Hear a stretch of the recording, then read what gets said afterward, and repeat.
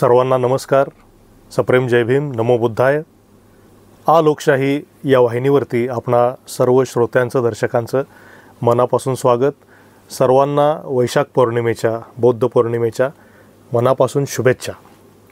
मित्रहो, दरवर्षी आपण बौद्ध पौर्णिमेच्या निमित्तानं व्याख्यानमाला घेतो आहोत आ लोकशाही वाहिनीवरती आणि याच अनुषंगानं यावर्षीसुद्धा आपण या व्याख्यानमालेमध्ये एका महत्त्वाच्या मान्यवर व्यक्तिमत्वाला व्याख्यानासाठी आमंत्रित केलेलं आहे. या व्यक्तिमत्वाचं नाव आहे वसंत गायकवाड. वसंत गायकवाड हे एक फार महत्त्वाचं नाव आहे साहित्य क्षेत्रातलं, शैक्षणिक क्षेत्रातलं आणि सामाजिक क्षेत्रातलं सुद्धा. सरकारी नोकरीमध्ये असताना आणि अतिशय महत्त्वाच्या शैक्षणिक पदावरती कार्यरत असतानासुद्धा वसंत गायकवाड यांनी आपलं साहित्यिक योगदान, सामाजिक योगदान देणं सुरू ठेवलं. हुंडाबळीची चळवळ असो किंवा साहित्यिक चळवळ असो, यामध्ये वसंत गायकवाड हे सातत्यानं कार्यरत राहिले. राज्य शिक्षण परिषदेचे ते उपायुक्त म्हणून सन 2006मध्ये सेवानिवृत्त झाले. मात्र ही नोकरी करत असताना मी जसं म्हणालो की त्यांनी आपलं वेगवेगळ्या क्षेत्रातलं योगदान हे कायम ठेवलं. विशेषतः हुंडाबळी चळवळीमध्ये त्यांनी खूप योगदान दिलेलं आहे. याच हुंडाबळी चळवळीत कार्य करत असताना त्यांनी चितेवरल्या कळ्या ही त्याच विषयावरची कादंबरी लिहिली, जी खूप लोकप्रिय झाली. आकाशवाणीवरून तिचं वाचनही झालं. तिच्या अनेक आवृत्त्याही निघालेल्या आहेत. त्या पलीकडे जाऊन त्यांनी ग्रामीण साहित्य क्षेत्रातही खूप महत्त्वाचं योगदान दिलेलं आहे. त्यांच्या अनेक लघुकथा प्रसिद्ध आहेत, पुरस्कारप्राप्त लघुकथा त्यांच्या आहेत. ग्रामीण कथासंग्रह त्यांचे प्रसिद्ध झालेले आहेत. आक्रोशसारखी कादंबरी प्रसिद्ध झालेली आहे. त्या साहित्यकृतींना पुरस्कारसुद्धा प्राप्त झालेले आहेत. वसंत व्याख्यानमालेसारखा उपक्रम त्यांनी चालू केलेला आहे. शिक्षकांचं साहित्य संमेलन भरवण्याला त्यांनी सुरुवात केली. असे अनेक उपक्रम त्यांनी राबवले त्यांच्या कारकिर्दीमध्ये आणि अजूनही ते या वेगवेगळ्या सेक्टरमध्ये काम करत आहेत. या वसंत गायकवाड सरांनी 2 वर्षामागे तथागत गौतम बुद्ध ही एक फार महत्त्वाची कादंबरी लिहिली.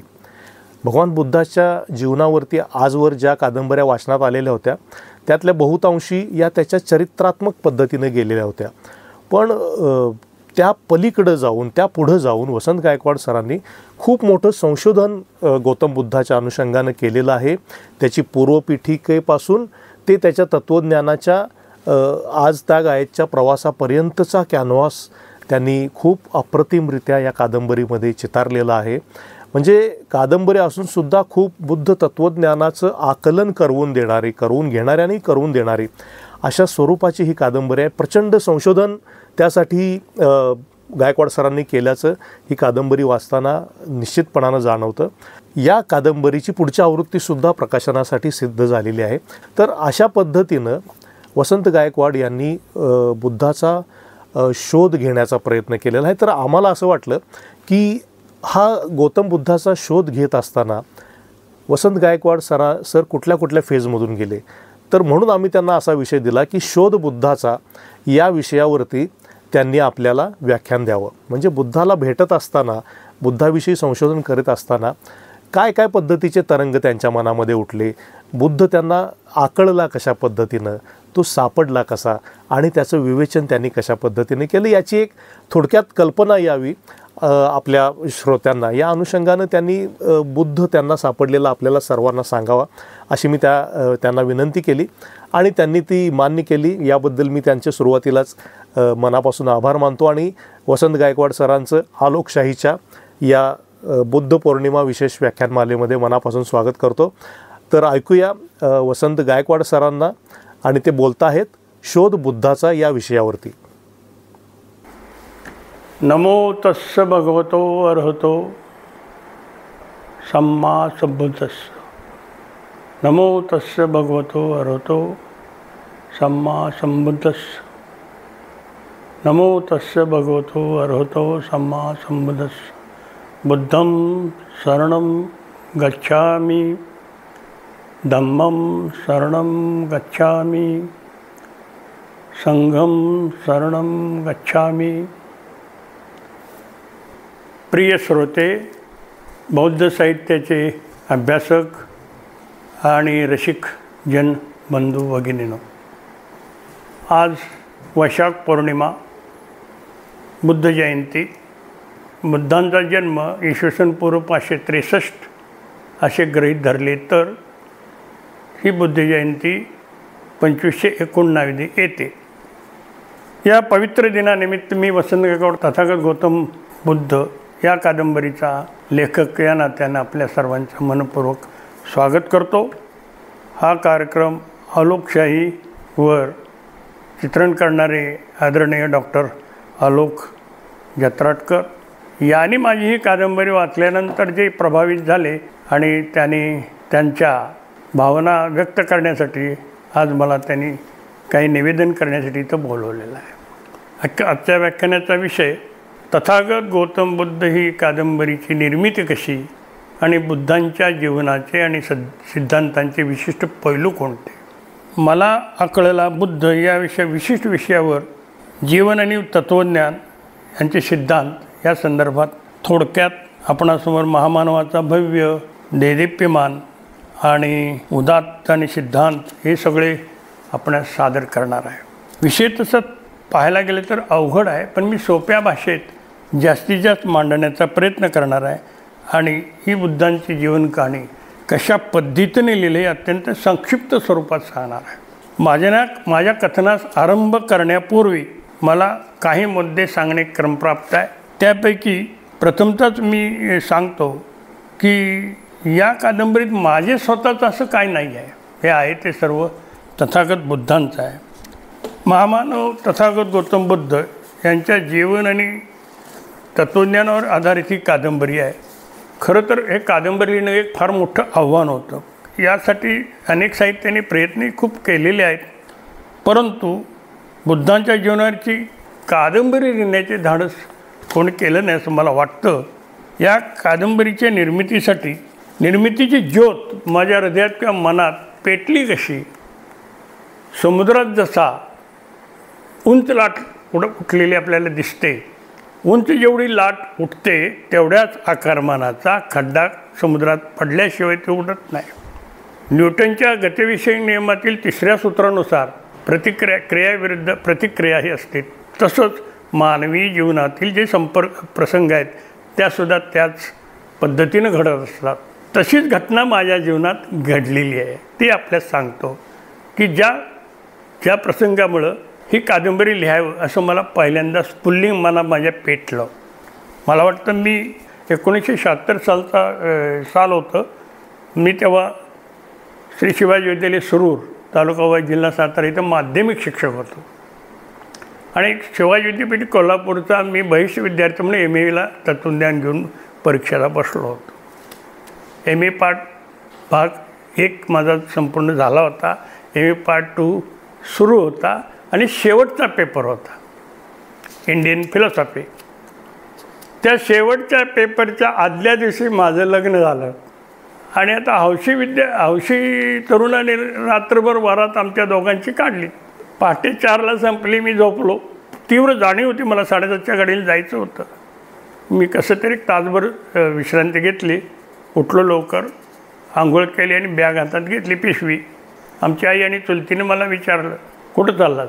म्हणलं कोल्हापूरला, परीक्षा आहे माझी, शेवटचा पेपर आहे. नाही म्हणले, खोळा आहेस का काय तू? येडा का खोळा करू? असे नवऱ्या पोरानं 5 दिवसाच्या आत शिव उडण्याची नसते. मग ते वाद घालायला लागले मला. घातल्यानंतर म्हणलं नाही. मग का होईल? तुला हडळ लागेल. म्हटले हडळ? म्हणजे हडळ मला लागणार ना, लागू दे ना, तुला तर लागणार नाही. मग ही तक्रार घेऊन माझ्या वडिलांच्याकडे गेले. आम्ही वडिलांना अण्णा म्हणत होतो. माझे वडील तालुका मास्तर होते तासगाव तालुक्याचे. ते म्हणलं कुठं जाणार आहे? तर म्हणलं शिवाय विद्यापीठात माझा पेपर आहे, 7:30ला गाडी आहे, वेळ झालेली आहे गाडी. ते काय बोलले नाहीत. शिक्षणाचं मूल्य त्यांना माहिती होतं. कसा तरी धावत पळत येऊन मी अगदी एस टी सुटाच्या मार्गात असताना मी गाडीत चढलो. एस टी 1.5 पाऊण 2 तासानं कोल्हापूरला पोचली. धावत पळत मधल्या रस्त्यानं कसं तरी विद्यापीठ गाठलं. ह्युमॅनिटी बिल्डिंगला माझा पेपर होता. गेलो. अगदी घामानं भिजून चिंब झालो होतो मी वेळेत पोचलो होतो, हे महत्त्वाचं होतं. मग फिलॉसॉफीचा शेवटचा पेपर, इंडियन फिलॉसॉफीचा, पण त्यात 2 भाग होते. त्यापैकी इंडियन फिलॉसॉफी अन्य आणि सेकंड सेक्शनमध्ये बुद्धिस्ट फिलॉसॉफी होती. आणि तो बुद्धिस्ट फिलॉसॉफीचा पेपर मी असा वाचल्या, इतका प्रचंड अभ्यास केला होता मी की ते लिहायला मी सुरुवात केली ते मला भानच राहिलं नाही. 2.5 तास सरले त्यात, 24 पानं लिहून झाली.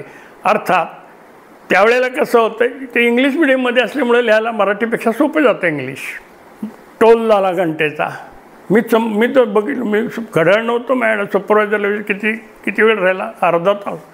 मी घाबरलो, कारण 4 प्रश्न तर लिहायचे होते, माझा एकच झाला होता आणि अर्धा तास 3 काय करायचं. मग काय करावं आता म्हणलं. आज एक प्रश्न किती जरी चांगला लिहिला मी तरी माझा निकाल त्या दिवशी लागल्यात जमा होता. पण मी शांतपणे विचार केला आणि पॉईंट टाकून एक आकडे टाकून सगळी उत्तर भरभर जेवढी शक्य होईल तेवढी लिहिली. माझे प्रश्न लिहून 4ही संपले, वेळी संपली. मी बाहेर आलो आणि तिथून चालत उन्हात येता माझ्या मनात या बुद्धांच्या जीवनावर काहीतरी लिहावं ही पहिली कल्पना आली. आणि पुन्हा मी महिनाभर अस्वस्थ होतो. जूनमध्ये निकाल झाला, मी उत्तीर्ण झालो होतो. मार्क थोडेसे कमी पडले होते टोटली. आप्पासाहेब पवार कुलगुरू यांना मी PhD दिली पास झाल्याबद्दल. आणि त्यावर सखोल चिंतन करत आलो आणि मी निश्चित केलं की तथागत बुद्धांच्या जीवनावर आपण या कधी ना कधी लिहायचं. विषय सोपा नव्हता. मी माध्यमिक शिक्षक, पुन्हा अचानकपणे मी जीवनचक्र बदलली आणि मी MPSCला बसलो. शिक्षणाधिकारी म्हणून क्लास 1 ऑफिसर म्हणून सिलेक्शन झालं. मी जॉईन झालो रत्नागिरी, सिंधुदुर्ग, सांगली, कोल्हापूर. यात कालावधी मला प्रशासनामुळं याकडं वळता आलं नाही. माझी बदली असिस्टंट कमिशनर म्हणून पुण्याला झाली. मग त्यानंतर मी इतकं त्या राज्याचा प्रशासनाचा कारभार, त्यामुळे मला वेळच मिळत नव्हता. मनात तर सारखा तथागत बुद्धांचा विषय घुमत राहत होता. आता काय करायचं असा विचार करून मी 2001 पासून 4-5 वर्षे केवळ ग्रंथ गोळा करण्यास सुरुवात केली. ग्रंथ गोळा केला. मी मला वाटतं 31 मे 2000 साला सेवानिवृत्त झालो आणि मग हा प्रकल्प हातात घेतला. प्रश्न असा होता की त्रिपिटक मूळ बौद्ध धर्माचा मूळ ग्रंथ त्रिपिटक, ज्याला तुम्ही त्रिपिटक असं म्हणतात, पण ते त्रिपिटक असं नाही, ते संस्कृतमधला भाग झाला. त्रिपिटक हे पालीमधला झाला.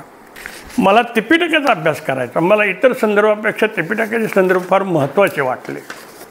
मला तर पाली येत नव्हती.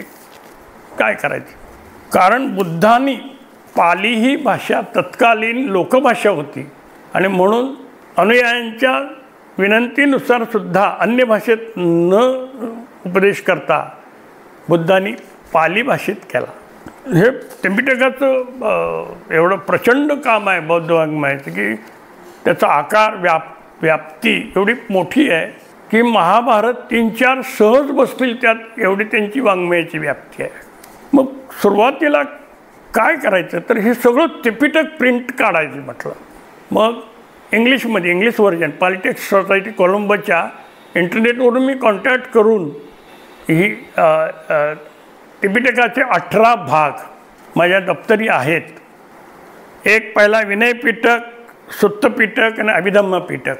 विनयपिटकाचे 5 भाग, खुद्दक पिटकाचे 15 भाग आणि अभिधम्म पिटकाचे 7 भाग. एवढे सगळे प्रिंट काढून मी माझ्या दप्तरी ठेवले. मी आदर्शासारखं वाचन आणखी अभ्यास करून टिप्पणी काढायला सुरुवात केली. साधारणपणे 400-500 फायली असतील कमीत कमी. तथागतांच्या बालपणापासून महापरिनिर्वाणापर्यंतच्या सर्व प्रसंगाचे, त्याचबरोबर सखोल चिंतन करणं याचे फार गरजेचं होतं. याची मला तीव्रतेनं जाणीव झाली आणि ते मला महत्त्वाचं वाटलं. तथागतांच्या जीवनावर केलेले चिंतन हेच या कादंबरीचं सामर्थ्य आहे. मी वाठार हातकणंगलेला राहतो. मला शेतीची आवड असल्यामुळे मी 15 गुंठ जमीन घेतलेली आहे. या शेतजमिनीत काम करता करता, चिंतन करता करता ही कादंबरी आकारास आली. एखादी निर्जीव वस्तू कशी प्रेरणा देते याचा मी जिवंत अनुभव घेतलेला आहे. ज्या त्या हंगामानुसार वेळेनुसार आवश्यक ते कामे करून आणि महाकादंबरीचे चिंतन विनासायास झालं. कारण तिथं कोणी दंगा करायला नाही, डिस्टर्ब करायला नाही, आवाज नाही, आणि शेताची कामंही होत होती. आता मुद्दा असा आहे की कादंबरीचं लेखन कशा पद्धतीनं करायचं. या कादंबरीची मांडणी विशिष्ट आहे. त्याची रचना, पात्र, स्वभावरेखन, निसर्गवर्णन, प्रसंग, कथावास्तू, भाषा आणि संवाद या सर्व घटनांचं मनात चिंतन होत राहिलं. मनात पात्र आकार घेत होती, हृदयात संवाद घुमत होते. या कादंबरीतील एकूण 14 निवेदकांनी ही कथन केलेली आहे. या 14 निवेदकांची भाषाही भिन्न आहे, म्हणजे त्या पात्राला शोभेशी अशी आहे. मी देहानं शेतात होतो पण मनानं कपिलवस्तुनी लुंबिनीमध्ये होतो. मी मनानं ज्या परिसरात बुद्ध वावरले त्या परिसरात बुद्धभूमीत होतो आणि महामानवाच्या या कथावस्तून मी पूर्णपणे स्वतःला विसरून गेलो होतो, हरवून गेलो होतो आणि मी केलेलं चिंतन मला लेखनात उपयुक्त ठरलं. सर्वात महत्त्वाचं म्हणजे या चिंतनामुळं बौद्ध धर्माच्या पवित्र ग्रंथ त्रिपिटकमधील सूत्रे मनात खोलवर रुजली. त्यांचं वारंवार रिव्हिजन झाल्यामुळे ती माझी पाठ झाली. अनेक वर्ष निर्विघ्नपणे अशा पद्धतीनं आकारात येत राहिल्या. शेतातून परत आलो, हात स्वच्छ धुवून मी कॉम्प्युटरवर काम करत बसत होतो. या कामात कधीही मी खंड पडून दिला नाही. सुमारे दररोज 10 तास तरी काम करतो कमीत कमी. या कादंबरीचा हेतू मी मगाशी आपला जीवनातला प्रसंग सांगितलेलाच आहे. हेतू MA तत्वज्ञान विषय अभ्यास करीत होतो त्यावेळी जगातले सर्व पाश्चात्य फिलॉसॉफर्स आणि लेखक यांच्या तत्त्वज्ञानांचा अभ्यास केला. काही मोजकी नावं सांगतो. Bertrand Russell, Socrates, Plato, Aristotle, Immanuel Kant, John Dewey, Jean Paul Sartre वगैरे वगैरे. सुमारे 100 वाद म्हणजे इझम्स, आयडियालिझम, प्लुरॅलिझम, सोशलिझम, गांधीइझम, ॲटॉमिझम. तेव्हा माझ्या हे लक्षात आले की तथागत बुद्धांचे तत्त्वज्ञान आणि सिद्धांत हे केवळ सत्याच्या आधारावर आहेत. ते वैज्ञानिक दृष्ट्या मूलभूत तत्त्वावर उभे आहेत. हे माझ्या चांगलं लक्षात आलं. याबरोबरच जगातील थोर तत्त्वज्ञ आणि लेखक यांची बुद्धांच्या विषयीची नेमकी मतं काय आहेत ही कोटेशन्स मी तुम्हाला सादर करतो तुमच्यासमोर. प्राध्यापक एस राघवन म्हणतात, भगवान बुद्धांच्या जन्मापूर्वीचा काळ हा भारतीय इतिहासातील तमोयुगापैकी एक आहे. प्रजेच्या दृष्टीने ते खूप एक मागासलेले युग होतं. धर्मग्रंथाविषयी निर्विवाद पूजनीय भाव हे तात्कालिक विचारांचे वैशिष्ट्य होते. श्रद्धाळू हिंदूंच्या, खरे तर त्या काळी हिंदू हा शब्दच अस्तित्वात नव्हता. लोकांच्या मते नैतिकतेचा अर्थ म्हणजे धर्मग्रंथानुसार आचारविधींचे यथातथ्य आचरण एवढंच होतं. त्यावेळी त्याग आणि संकल्पनाची पवित्रता यासारख्या खऱ्या नैतिक विचारांना यथायोग्य स्थान नव्हते. बुद्धांच्या जीवनातले पैलू आहेत. R.J. जॅक्सन काय म्हणतात, तथागत बुद्धांच्या शिकवणीचे अपूर्व स्वरूप भारतीय धार्मिक विचारांच्या अध्ययनात प्रतीत होते. ते काय म्हणतात, ऋग्वेदाच्या ऋचात, आपण श्लोकात म्हणूया ऋचात, मानवाचे विचार बहिर्मुख आहेत, स्वपरोक्ष आहेत आणि देवलोकाभिमुख असल्याचे आपल्याला आढळते. बुद्धांच्या धम्माने मानवात प्रच्छन्न असलेल्या अंतःसामर्थ्याच्या शोधाकडे मानवाचे लक्ष वेधले. बुद्धांनी केलेलं हे फार मोठं काम आहे. वेदामध्ये आपणाला ईश्वराची प्रार्थना, प्रशंसा आणि पूजा आढळते. बौद्ध धर्मात प्रथम सदाचारास प्रवृत्त होण्यासाठी मानसिक संस्काराचे महत्त्व सांगितलेले आढळते. प्राध्यापक डॉक्टर बिनबुड रीड हे म्हणतात, या सरांनी सांगितलेलं अप्रतिमच उदाहरण आहे.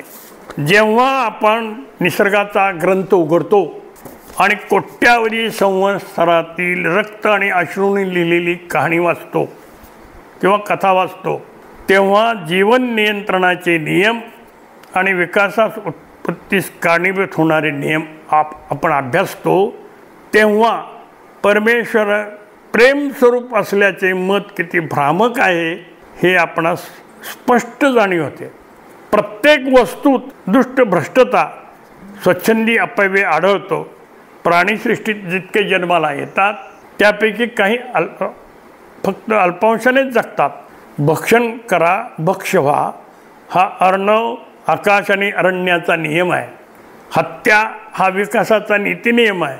प्राध्यापक रीड आपल्या मानवाचे हौतात्म्य ग्रंथात म्हणतात, भगवान बुद्ध यांचा धम्म यापेक्षा कितीतरी वेगळा होता. बुद्धांची देणगी जी दुसरी कोणती असेल तर त्यांनी अनित्यतेचा सिद्धांत जो दिला तो त्यातलं पहिलं सूत्र आहे, जग हे अनित्य असून सतत बदलत असते. जगाला रक्षण करता अगर पालन करता कोणी नाही.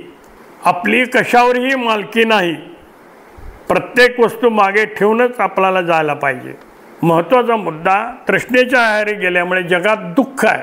त्यामुळे जगात अनेक उणे असून ते आपले सारखे धडपडत राहते. बुद्धांचा अनित्यतेचा सिद्धांत म्हणजे खरा ठरला आहे. आधुनिक विज्ञान म्हणजे बौद्ध धम्मातील अनित्य आणि अनात्मवादाचा प्रतिध्वनी आहे.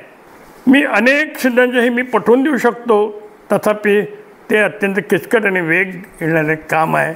म्हणून मी त्यावर अधिक बोलत नाही. इजी टेलर बुद्धिझम आणि मॉडर्न थॉट्स या ग्रंथात म्हणतात, बराच काळ मानवावर बाह्यशक्तींनी अधिकार गाजवलेला आहे. जर समाज खरोखरच सुसंस्कृत व्हायचा असेल तर त्याने स्वतःच्या तत्त्वांनी स्वयंनियमन करायला शिकले पाहिजे. बौद्ध धर्म हीच जगातली सर्वप्रथम नैतिक नियमावलीची विचारपद्धती आहे की जिच्यामध्ये मानवास स्वयंनियमन करण्याची शिकवण दिलेली आहे. बौद्ध धम्माचे तत्त्वज्ञान हीच खरी सामर्थ्यशाली देणगी आहे. डॉक्टर प्राध्यापक गोडार्ड म्हणतात, जगातील सर्व धर्म संस्थापकात भगवान बुद्ध फक्त एक असे थोर आहेत जे आपली मुक्ती साध्य करण्याच्या मानवी सामर्थ्याचा स्वाभाविक मोठेपणा ओळखू शकले.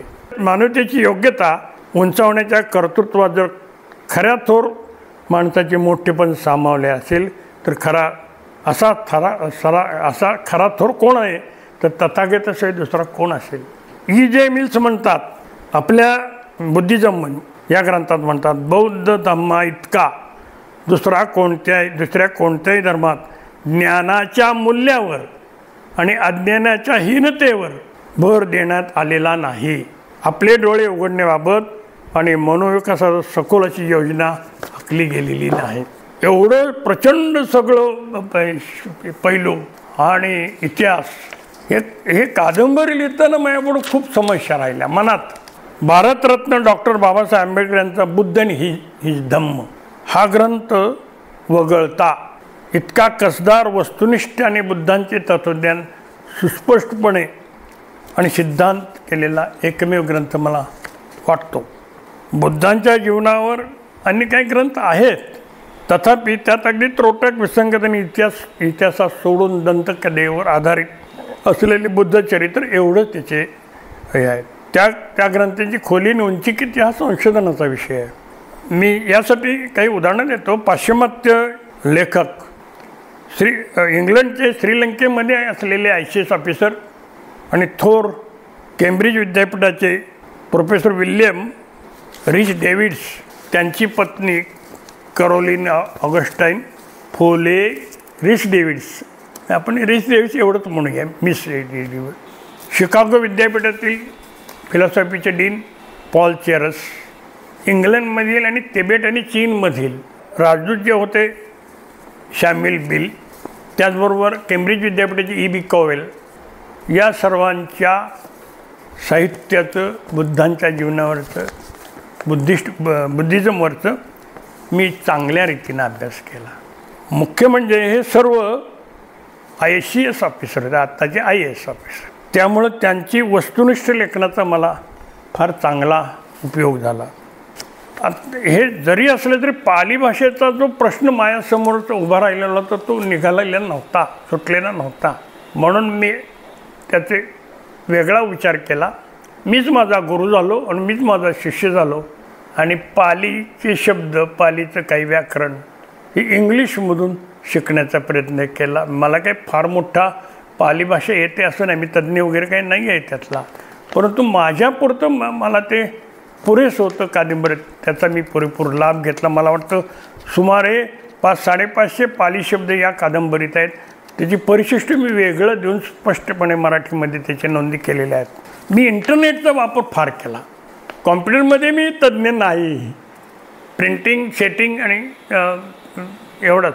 या इंटरनेटद्वारे मी थायलंड, शिकागो सगळीकडे जगातील बौद्ध धर्माच्या संदर्भात ज्या संस्था आहेत त्यांच्याशी संपर्क साधले आणि ही कादंबरी सुमारे 6 वर्ष लागली मला लिहायला. आता आपणास मी हे सांगतो की बुद्धांच्या जीवनात आत्तापर्यंत कोणी उत्तम दर्जाचे काय काय लेखन कोणी केलं. इतिहासातील नोंदीप्रमाणे पहिलं बुद्धांच्या जीवनावर ललित साहित्य म्हणून आलेलं अशोकवंशाचं बुद्धचरित. अशोकवंश हा सम्राट कनिष्काच्या पदरी मी दरबारी होता. साधारणपणे इसवी 80 ते 120च्या दरम्यान ती मी पहिल्या शतकात झाली. त्यानंतरचा मधला बराचसा जवळजवळ 1700 वर्षाचा कालावधी गेला आणि प्राध्यापक एडविन अर्नॉल्ड हे इंग्लंडचे भारतात आले. त्यावेळेस त्याचं वय 24 वर्ष होतं. ते आपल्या डेक्कन कॉलेजचे प्राचार्य म्हणून झाले पुण्याच्या. तिथे ते 7 वर्ष राहिले. त्यांनी पाली भाषेचा अभ्यास करून इथे त्या काळात त्यांनी प्रचंड अभ्यास केला. लाईट ऑफ एशिया नावाचा त्यांनी महाकाव्य आहे. ते अशोकवंशाने लिहिलेलं बुद्धचरित्र हे सुद्धा महाकाव्यच आहे आणि एडविनने लिहिलेले ते सुद्धा महाकाव्य आहे. त्यानंतर महाराष्ट्रातले कृष्णराव अर्जुन केळुसकर हे मूळचे वेंगुर्ला तालुक्यातले केळूस या गावचे, सिंधुदुर्ग जिल्ह्यातले. अतिशय प्रतिकूल परिस्थितीतून यांनी लेखन केलं. 1898मध्ये त्यांनी गौतम बुद्धांचे चरित्र या नावाचा ग्रंथ लिहिला. 200 पानाचा आहे. आता गौतम आणि गोतम, मी गोतम शब्द वापरला आहे. मग गौतम म्हणायचं का गोतम म्हणायचं? तर गोतम म्हणायचं. कारण गोतम या शब्दाची आपण जर विग्रह केला तर गो अधिक तम. गो म्हणजे गाय, तम म्हणजे विपुलता, तम तर अधिक तम. ज्या घराण्यात गायींची संख्या अधिक होती ते गौतम घराणं आहे. गौतम हे घराण्याचं नाव आहे. मग हे गौतम कुठून आलं? तर भारतात ब्रिटिश ज्यावेळेला आले, ब्रिटिशांनी बुद्धांच्या जीवनावर प्रचंड लेखन केलेलं आहे. म्हणजे स्पेलिंगमुळं GOT मूळ त्रिपिटकमध्ये GOTAM असंच आहे. परंतु पाश्चिमात्यांनी दिलेल्या माहितीनुसार, या कोणी पुरवली त्या माहितीनुसार GOU किंवा GAUTAM गौतम, त्यामुळे ते गौतम शब्द आला. तर या कृष्णाजी अर्जुन केळुसकर यांनी 200 पानाचा ग्रंथ लिहिला. या ग्रंथाचं वैशिष्ट्य असं आहे की डॉक्टर आंबेडकर मॅट्रिकची परीक्षा तत्कालीन उत्तीर्ण झाल्यानंतर एका सभेत त्यांचा अभिनंदनाची सभा होती. त्या सभेत स्वतः कृष्णराव अर्जुन केळुसकरनी तो स्वतः ग्रंथ डॉक्टर आंबेडकरांना दिला. आणि हाच ग्रंथ, या ग्रंथाचा डॉक्टर आंबेडकरांच्या मोठा परिणाम झाला, मोठा प्रभाव पडला आणि एका युगनायकास त्यानं जन्म दिला. त्यानंतरचा अजूनही कालावधी गेला. अमेरिकेचे शिकागो विद्यापीठाचे पॉल चेरस, फिलॉसॉफी डिपार्टमेंटचे प्रमुख, यांनी 1911मध्ये द बुद्ध नावाचं नाटक लिहिलं. त्यानंतर धर्मानंद कोसंबी आणि भगवान बुद्ध नावाचा ग्रंथ, तो अतिशय चांगला आहे, सगळ्यांना मार्गदर्शक आहे. आणि त्यानंतरच्या म्हणजे साधारणपणे याला बराच 1940मध्ये धर्मानंद कोसंबींनी आणि डॉक्टर आंबेडकरने 55-56च्या दरम्यान बुद्ध आणि हिज धम्म लिहिला. आणि याचं चांगलं भाषांतर घनश्याम टिपणीस तळवटकर प्राचार्य टिपणीच्या ठिकाणी लिहिलेलं बुद्ध आणि हिज मराठीतसुद्धा उपलब्ध आहे. त्यानंतर डॉक्टर साळुंखे यांनी विवेचनात्मक ग्रंथ लिहिला. आता माझ्यापुढं प्रश्न होता, डॉक्टर आंबेडकर, धर्मानंद कोसंबी, केळुसकर साहेब हे वगळता भारतातले लेखकांनी बुद्धांचा विषय जीवनचरित्र यांनी उत्सुकता दाखवलेली नाही. मग त्यावेळेला म्हणजे मनात विचार येऊन गेला सहजपणे.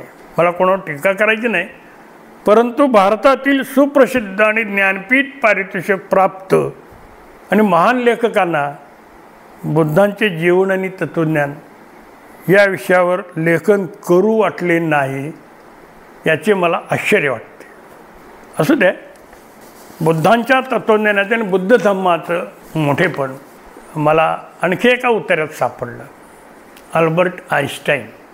मला माझ्यापुढं नेहमीचे 3 माणसं माझ्या मनासमोर कायम आहेत. एक अल्बर्ट आईन्स्टाईन, बर्ट्रांड रसेल आणि डॉक्टर आंबेडकर.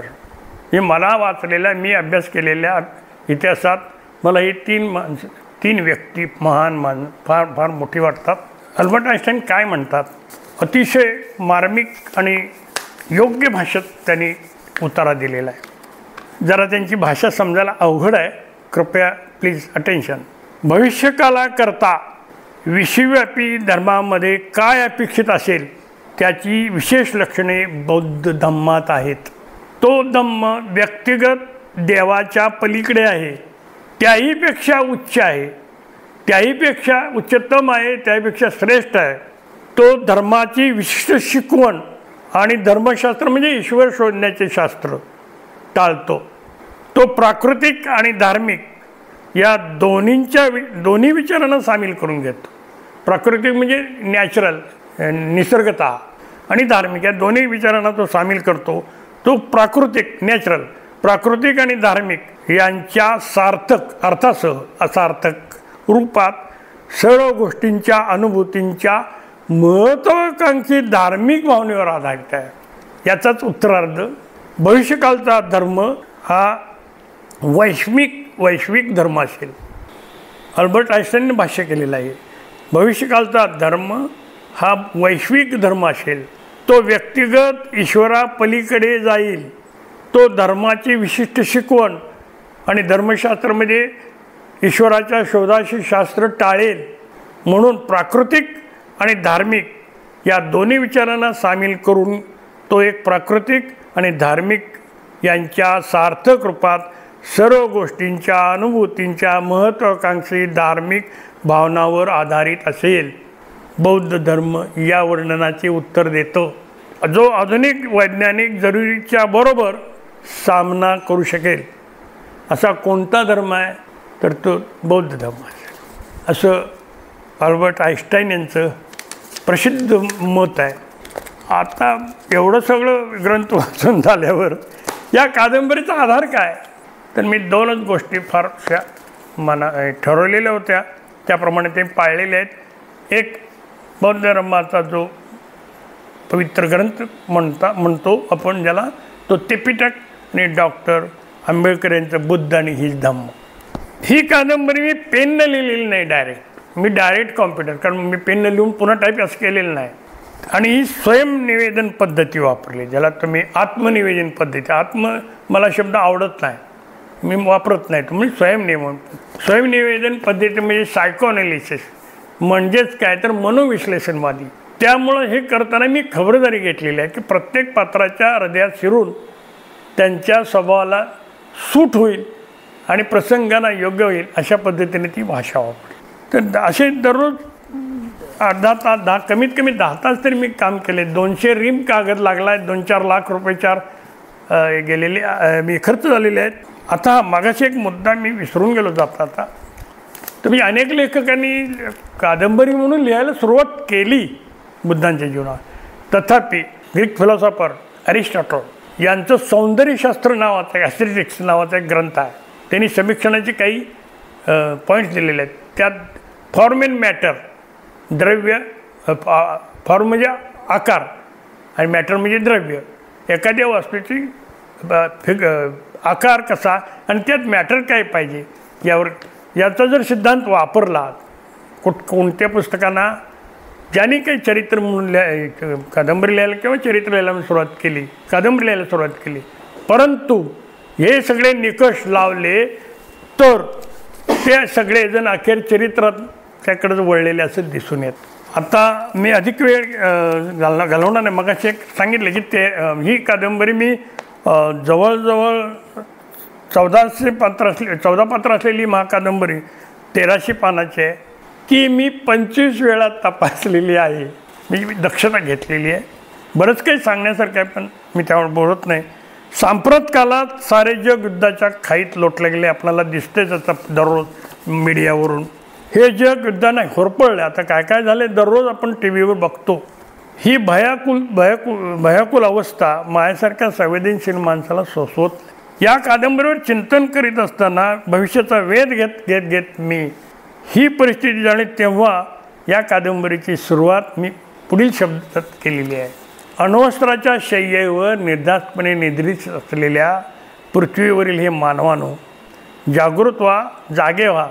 मी जे काही तुम्हाला सांगणार आहे ते हृदयापासून लक्षपूर्वक ऐका. त्यावर तुम्ही चिंतन करा, मनन करा, त्याची चिकित्सा करा आणि मग स्वीकारा. त्यानंतर आपला संवाद तुम्ही तुमच्या हृदयात चिरकाल जतन करू. कदाचित तुम्ही म्हणाल, हा कोण आहे, कोण सांगतोय मला, त्याला काय सांगायचं आहे आणि तो कशाची चिकित्सा करायला सांगतोय.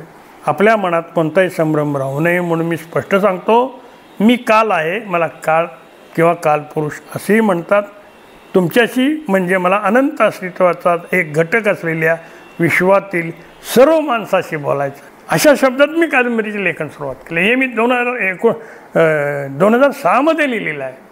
म्हणजे पुढच्या भविष्यकालाचा वेध घेऊन मी तिथं भयानक परिस्थितीचा वेध घेतलेला आहे.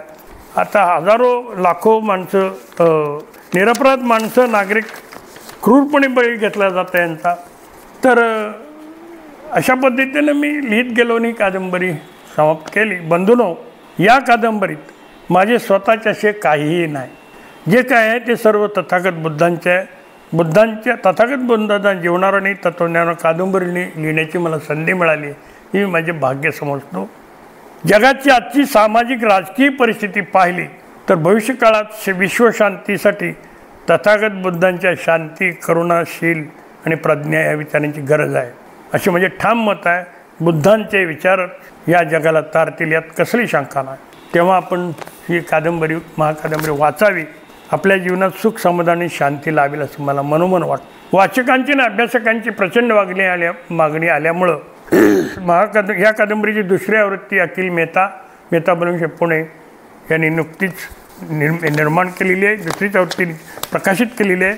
या कादंबरीस शिवाजी विद्यापीठाचे मराठी विभागाचे प्रमुख डॉक्टर रणधीर शिंदे यांनी खूप अभ्यासपूर्ण आणि अतिशय चांगली प्रस्तावना लिहिलेली आहे. या कादंबरीस अनेक पुरस्कार मिळाले, पण मी ते काय उल्लेख करत नाही.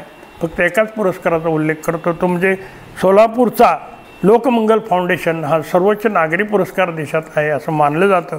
शिवाजी विद्यापीठाने या कादंबरीवर ग्रंथचर्चा आयोजित केलेली होती. ABP माझावर माझी ग्रंथचर्चा झालेली होती. तथागत गौतम बुद्ध ही महाकादंबरी वाचक आणि बुद्धिस्ट साहित्य अभ्यासक यांच्यासाठी Amazon.in, फ्लिपकार्ट आणि bookwish.com उपलब्ध आहे. दैनिक सकाळ कोल्हापूर यांनी या कादंबरीचा उल्लेख ज्ञान साहित्य कलाकृती असा केलेला आहे. बंधूंनो, तथागत बुद्धांची कादंबरी, महाकादंबरी म्हणजे अनुत्तर बुद्धांचे चरित्र आहे. त्यांनी प्रस्थापितांच्या विरुद्ध पुकारलेल्या संघर्षाची युद्धकथा आहे, धम्मकथा आहे. मानवजातीच्या कल्याणासाठी ही शांतिकथा आहे. बुद्धांनी संपादित केलेल्या पारमितांची परमार्थ कथा आहे. ही धृतिमान महामानवाची कथा आहे. अज्ञानाचा अंधार नाहीसा करणारी ज्ञानकथा आहे.